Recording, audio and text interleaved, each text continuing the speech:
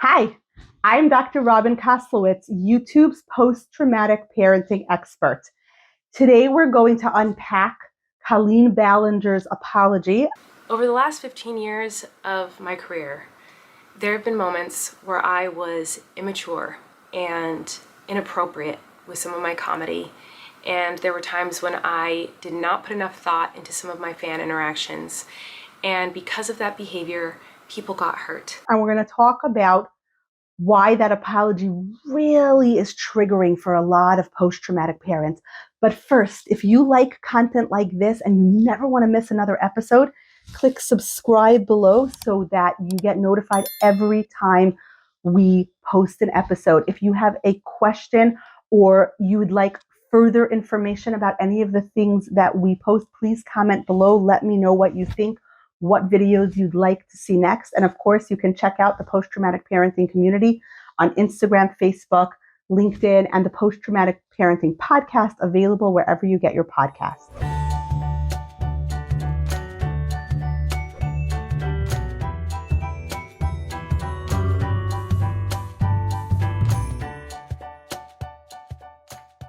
So as a post-traumatic parent, I watched Colleen Ballinger's apology with a lot of interest, and I felt really triggered the more I watched it. So first of all, the good news, there was no ukulele. On the toxic gossip train, the locomotive's fueled with hateful accusations, the toxic gossip train. So this is good news because, of course, her first sort of explanation, apology, whatever that was, video with the ukulele and the song about the toxic gossip train, which was clearly not an apology at all, was very problematic. But this apology, which was like the first, I would say, 10 to 14 minutes of like a 35, 40-minute kind of vlog about her life and what she's been up to now, was really the biggest problem with this apology is she kept saying, I was inappropriate. I made inappropriate jokes. I used inappropriate humor. Now, just to review the Colleen Ballinger story, Colleen Ballinger had a character named Miranda Sings. Miranda Sings was a very funny character who was like a parody of people who are really bad at something but completely do not know it, and then just post videos of themselves doing these things. And then there was a lot about staying away from the haters. And because she's funny, she really is very funny, and her facial expressions are excellent and over the top and interesting. She attracted a lot of kids, and kids were really her demographic, and she had tons of kid followers, and she wanted to keep those kid followers coming, and the humor got more and more scatological, more and more inappropriate. She had kids come up on stage and act out all sorts of really sketchy scenes involving like underwear and taking things out of underwear, and just really, and the kind of things where the kid might not even figure out the implications of what she's being asked to do, but adults get it, and the older kids get it. Really romantic. Oh, we're getting close and personal. Oh, but I'm so hungry, James. Hold on, I got a snack. Do you want a cheese ball? I'd love one. I can't believe I'm reaching in there right now. Which really feels like bullying and really feels like grooming. And like we said in the last video, and there's a link below to the last video about Colleen Ballinger, where we talked about how you can groom children for non-purposes. Not all grooming is about, I want to eventually or exploit this child. Sometimes grooming is about, I want to use this child for my adult purposes. So in Colleen Ballinger's case, she had a follower named Adam who she really wanted to put him to work so he could recruit more fans so she could make more money. He was thinking, cool, Colleen Ballinger likes me. Like, I have a friend, this parasocial relationship. I'm cool because the cool kids like me. And so for him, it's a friendship. It's fun. For her, it's dollar signs, money, and like, what do I get out of this kid? So it's grooming, not necessarily for exploitative purposes in the sense of like, I'm going to one day this kid, but grooming for the sake of using the child in a way that the child can't consent to or comprehend. So that is what she did wrong. And she never really apologized for that nugget of what she did wrong. So what she said in her video a lot was, I was inappropriate. I was inappropriate. I had inappropriate humor. Absolutely, Colleen, 100% inappropriate humor. Do not subject children to this humor, even if it makes you a lot of money. But inappropriate isn't the problem here. And how many of us as post-traumatic parents who have experienced narcissistic abuse in our lives, how many of us felt really triggered by this apology because you're apologizing for the wrong thing? It kind of feels like the apology where someone says, I'm sorry you feel that way. No, don't apologize for my feelings. Apologize for your actions. What Colleen Ballinger did, was not that it was inappropriate. Not that she has the wrong sense of humor. Poor me, my sense of humor is too overdeveloped. It was irresponsible. You are the adult in this situation. And as the adult in this situation, you need to use discernment and judgment. You need to use good judgment to know what is and isn't appropriate for children. So the problem is not that you are inappropriate. The problem is that you were irresponsible. You were the adult in the room. And as the adult in the room, you had a responsibility not to objectify children. You had a responsibility not to open children's minds to humor that they can't comprehend, that they feel kind of icky about, that they don't quite know what to do with. You had a responsibility not to take a 6-year-old, put them up on stage, ask them to do something very sketchy and inappropriate so that the 14-year-olds in the audience can laugh uproariously because they get the implication. You had the responsibility not to be a bully because adults should not bully children. I know that's like sometimes a radical thought in this society because there are people who think adults should bully children. I mean, we have egg crack challenges where adults think it's okay to crack eggs on their kids' heads and then film their reactions. We think it's okay to steal kids' candy and post it for Jimmy Kimmel, right? It's somehow radical to think that adults should not bully children. But here's me, I guess, being somewhat controversial. Adults should not bully children. What Colleen Ballinger did goes so far beyond inappropriate. Don't apologize for the inappropriate, because the inappropriate sounds like, well, my humor isn't quite everybody's taste. And okay, I guess I offend some people, because that's on them, not on you. Irresponsible is on you. As the adult in the situation, you had a responsibility. Your responsibility was to not damage children who are your fans. Parents are unsuspectingly sending kids to your shows because they're supposed to be kid-friendly, because you have this like positivity message, right? Haters gonna hate. You have that idea of like, yeah, be yourself. It's funny. Maybe some parents were somewhat derelict in their duty. Maybe they should have, vetted the content a little bit more. But it's kind of hard sometimes to vet content, especially if kids are watching YouTube and autoplays on and the next thing pops up. Sometimes a parent tries and things slip in.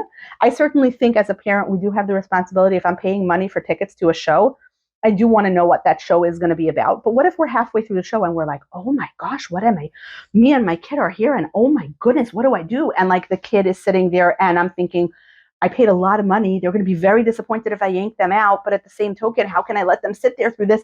Thankfully, it's not a dilemma I've ever been in, but I can see a parent being very floored and taken aback. And yeah, I can see a parent perhaps, sending a child because all of their friends are going and it's hard to say no. So you, as the content creator, as the adult, as the responsible human in the room, you have to live up to that trust. You have to be responsible with other people's children. So basically the first 14 minutes of this video, Colleen is saying how she was inappropriate. And then she basically says, like, enough about you and how about me? And she starts talking about her own children and her own life. And she shows some admittedly adorable crafts that she's done with her kid. We did a handprint spider. She talks about being a mom in a way that many moms, myself included, could relate. But you know what she doesn't do? She doesn't say, oh, wow, now that my son is getting older and he's so cute and little and innocent, and looking at him and thinking, if he was exposed to the kind of content that I subjected other people's children too, that makes me feel really icky. And I'm starting to realize what I did wrong. I wasn't a mom then, so I didn't get just how little kids are. But now as a mom, I'm getting it. That would have been an appropriate time to reference her children, telling us how cute her children are, baking cookies for them, making the cute little crafts with them, without saying, as a mom, my consciousness is now raised. Little kids are precious, and their preciousness should be guarded and protected and taken care of, not exploited for likes and views and money. That would have been an appropriate thing. Had I heard that, I would have felt somewhat comforted by this apology. But simply saying, like, oh, look how cute my kids are. Look how cute my cookies I baked with them are. Look how cute my house is. Oh my God, I'm tired. I need to make cookies because I bake cookies every night. Doesn't make you more likable, because it doesn't tell us how those experiences raised your consciousness. I'm glad she did therapy, and I'm glad she's coming to the realization that what she did was wrong. But now let's continue that process and get to the place where I was irresponsible. I made money off your kids, and I subjected your kids to very inappropriate content that I should not have done, not because I was inappropriate, not because my taste was off, but because as an adult, I was irresponsible. And that is the way to apologize and to take responsibility. And I think a lot of us post-traumatic parents felt triggered by that apology because it did remind us of narcissistic people in our past. Not that I'm saying Colleen Ballinger is narcissistic, because again, I'm a therapist. I'm not her therapist, so I can't diagnose her in absentia. But if you felt triggered because you've been exposed to those non-apology apologies, right? Maybe your mom says to you, well, I guess I was the worst mom in the world. That's not an apology. When you're sharing how something that happened in your childhood made you feel, what you want to hear is, I didn't know that hurt you. I'm sorry. If I had a time machine and I could go back, I would handle that differently. I shouldn't have done that, right? Even if you say something a little bit defensive, but appropriately defensive, like I did the best I could at that time. Do you remember that's when grandma was in the hospital and really sick and I had a lot on my mind? Defensive, but it's not terrible. But doing that, well, I guess I was the worst mom in the world. Your whole generation just doesn't appreciate their parents. Not an apology. I was inappropriate, not an apology. Yeah, that's the kind of person I am. I say what I think, and too bad if people's feelings get hurt. So you just got to learn how to live with that.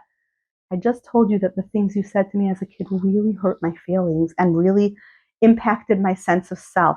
So I was inappropriate is not the response. I was irresponsible as your parent. It was my job. I have a sense of humor that's a little inappropriate, or I have a sense of humor. I tend to say things bluntly, but as the parent, it was my job to develop better tools, and I didn't. I let you down. I'm sorry. If I could go back, I would. How can I make it up to you? That is how one apologizes. I was inappropriate. A little bit places the blame and the sort of onus of responsibility on your taste of what is and isn't appropriate. Your, I meaning the listener, the person who's hearing the apology, the audience. When we apologize, we need to take responsibility for our own actions. We need to perhaps say what raised our consciousness. We need to say what steps we are going to take in the future to not repeat those mistakes. And we need to say how we're going to make it up to people.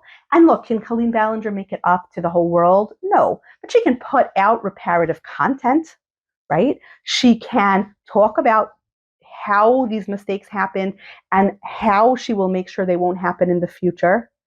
She can record perhaps a very positive song about trying to erase some of those images and thoughts from kids' heads. I don't know how she can make it up to people because I wasn't one of the people. I am not a child who was watching her show. But it's on Colleen to figure that out and to ask for that. That is how one apologizes. So to me, Colleen's apology video fell a little flat. In fact, I couldn't find the apology video. Someone had to direct me to what it was because it didn't sound like an apology to me at first until I kept watching. I was like, oh, she's not apologizing so much as she's explaining herself, which has its place in an apology, but it's one tiny crumb of a much, much, much, much, much larger recipe. So to me, the apology fell a little flat. If you're a post-traumatic parent and you were triggered by this apology, this is likely why.